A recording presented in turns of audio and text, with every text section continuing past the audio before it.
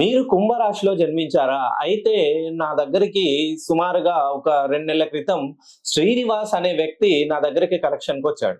So, ఆయన జన్మతః కుంభరాశిలో జన్మించాడు. ఆయనకి ఇద్దరు సంతానం.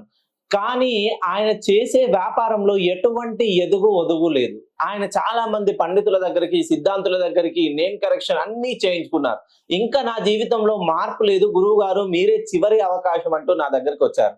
నేను ఆయనకి కరెక్షన్ ఇచ్చిన తర్వాత అనూహ్యంగా ఆయన జీవితంలో మార్పు అనేది మొదలవుతుంది. ఆయన్ని నేను ఇంట్లో మీరు కూర్చోండి దర్జాగా మీకు కోట్లకు కోట్లు గడిస్తారు అని చెప్పలేదు. కష్టపడండి, ఎక్కడైతే ఓడిపోయారో అక్కడే గెలిచే ప్రయత్నం చేయండి, ఖచ్చితంగా విజయం సాధిస్తారు.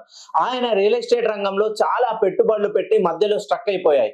ఆ రియల్ ఎస్టేట్ రంగంలో ఆయనకున్నటువంటి అనుభవంతో ఒక వెంచర్‌ని ఒక హౌసింగ్ కన్‌స్ట్రక్షన్ గా స్టార్ట్ చేశాడు. ఆ హౌస్ కన్‌స్ట్రక్షన్ కాస్త డిఫరెంట్ విల్లాస్ గా, డిఫరెంట్ ఫ్లాట్స్ గా వాళ్ళకి డిఫరెంట్ ఒక మంచి లేఅవుట్ తీసేసి ఆయన ఉన్నటువంటి రియల్ ఎస్టేట్ లోనే వినూత్న ప్రయత్నం కొనసాగించాడు. ఇప్పుడు ఆయన సుమారుగా 100 కోట్ల పైచిలుకులో ఉన్నాడు. ఆయన చేసిన ప్రతి ప్రాపర్టీలోనూ ఆయనకి విజయమే చేకూరింది కానీ అపజయం రాలేదు.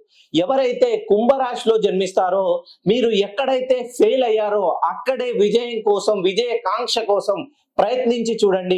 ఒక్కసారి మీ పేరుని 360 డిగ్రీల పైకి కరెక్షన్ చేయించుకొని చూడండి.